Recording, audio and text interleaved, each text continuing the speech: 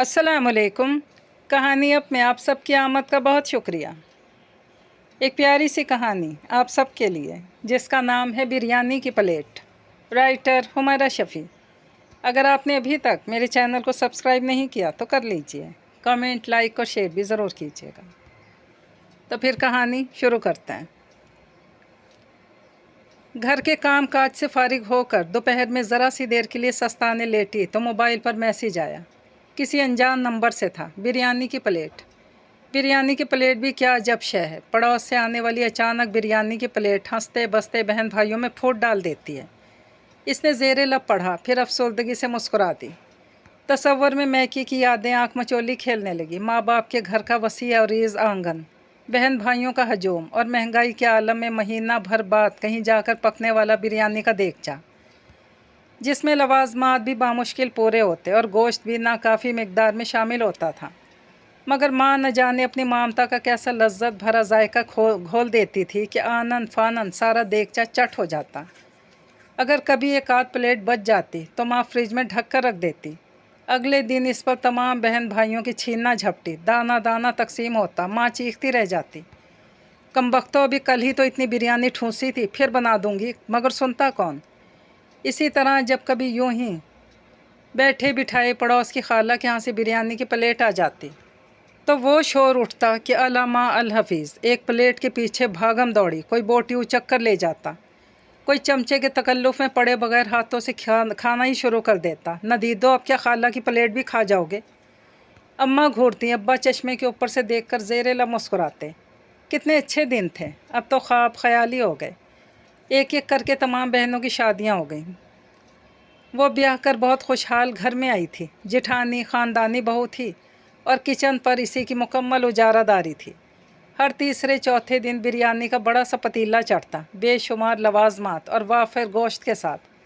मगर न जाने क्यों इसे मज़ा ना आता। शायद अज्जा की भरमार के बाइस किसी भी शय का असल जायका ना उभरता। अजीब घुला घुला सा टेस्ट होता, मिर्च मसाले की ज़्यादती होती।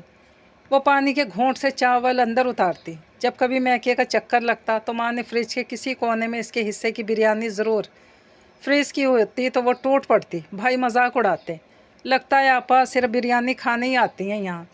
क्यों आपा, क्या तुम्हारे ससुराल में बिरयानी नहीं बनती? बनती है, बल्कि बहुत ज़्यादा बनती है, मगर माँ जैसी नहीं। वो सारा का सारा बाउल हड़प कर जाती। फिर वक्त मज़ीद आगे सरका।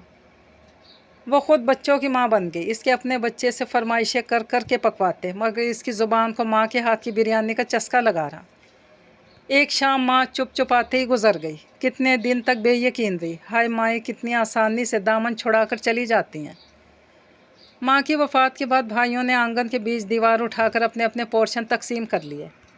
वो वसी और रीज़ आंगन सिमट कर मुख्तसर सा रह गया। एक कंवारा भाई था, वो छत पर बने कमरे में मुकीम हो गया। अब तो इसका मैके जाना भी बहुत कम हो गया। कुछ तो बच्चों की तालीमी मसरूफियात, और सच्ची बात तो ये थी कि अब माँ जितने इसरार और खुलूस से कोई बुलाता भी नहीं था। फिर छोटे भाई की भी शादी हो गई। ऐन शादी के दिनों में इसके तमाम बच्चों को खसरा ने आ लिया। वो बामुश्किल ही घड़ी दो घड़ी के वास्ते फंक्शन में शरीक हुई। नई नवेली भावच से ठीक तरह तारुफ ही ना हो पाया। इसी दिन दूल्हा दुल्हन की दावत की तो माजरत करके हनीमून पर रवाना हो गए। इसका भी बाद में जाना न हुआ। एक दिन वो बाज़ार बच्चों की यूनिफॉर्म ख़रीदने गई। वहाँ से मैके का घर करीब ही था। लाशऊरी तौर पर इसने वापसी पर रिक्शा वाले को वहाँ तक चलने का कह दिया। नीचे वाली तो दोनों भाभियाँ गायब थीं। एक भाई के घर गई थी, दूसरी की खाला का चेहलम था। अलबत्ता नई वाली मौजूद थी। लपक कर आई, बड़ी गर्मजोशी से कितनी देर गले लगी रही। फिर इसे अपने कमरे में बिठाकर ठंडा ठार लीमू पानी बना लाई। आप आराम से बैठे, मैं कुछ खाने के लिए लाती हूँ। क्या बना है? इसे भी ज़ोरों की भूख लगी थी। बेतकल्लुफ़ी से पूछ बैठी। आपा भिंडी गोश्त बना रही हूँ, इसमें तो अभी कुछ देर है, मैं आपके लिए कुछ और लाती हूँ। फिर कुछ देर तक किचन में खटर पटर करती रही। जब वापस आई तो ट्रे में एक प्लेट बिरयानी रखी हुई थी। वाह भाई वाह, क्या बिरयानी बनाई है। वो खिल उठी। नहीं आपा, ये तो इतने दिन पहले बनाई थी। हाशिर ने बताया था कि आप बिरयानी बहुत शौक़ से खाती हैं, तो मैंने एक डब्बा फ्रीज़ कर लिया। अब वही ओवन में गर्म करके लाई हूँ। बड़ी आपा ने एक दिन बताया था कि अम्मा मरहूमा बिरयानी बहुत अच्छी बनाती थी। इन्हीं से पूछ पूछ कर अम्मा के तरीके से बनाई है मैंने। उनके हाथ की खाई तो नहीं, अब पता नहीं इन जैसी बनी या नहीं। وہ بولے جا رہی تھی اور وہ حیرت سے لاپرواہ سے حلیے میں اونچی پونے ٹیل بنائے بظاہر لاپرواہ سی نظر آنے والی چھوٹی سی لڑکی کو دیکھ رہی تھی، جس نے ماں سے اس کی جذباتی وابستگی کو کیسے یاد رکھا تھا۔ ماں کی ذات سے جڑی یہی جذباتی وابستگی اس کی موت کے بعد لڑکیوں کو میکے والوں سے شاذ ہی ملتی ہے۔ بات ماں کے ہاتھ کے بنے کھانوں اور چیزوں کی نہیں ہوتی، بات تو ممتا کے انمول رشتے میں موجود خلوص اور محبت کی ہوتی ہے، جس سے اس کے جانے کے بعد لڑکیاں محروم ہو جاتی ہیں۔ اگر پیچھے رہ جانے والے ان کا مان اور بھروسہ قائم رکھیں تو نقصان کی کسی نہ کسی حد تک تلافی ہو ہی جاتی ہے۔ اس نے اپنے سامنے دھری بریانی کی پلیٹ کو دیکھا، دل میں ماں کی یاد سے ایک ہوک سی اٹھی، آنکھیں پانیوں سے بھر گئیں۔ اس نے ایک چمچ بھر کر منہ میں ڈالا۔ کیسی ہے آپا؟ اماں جیسی ہے نا؟ چند ماہ پرانی بھاوج نے اشتیاق سے پوچھا۔ اس کی آنکھوں میں پرخلوص سی چمک تھی، اس کے اشک گالوں تک بہنے لگے۔ ہاں بالکل ماں جیسی ہے۔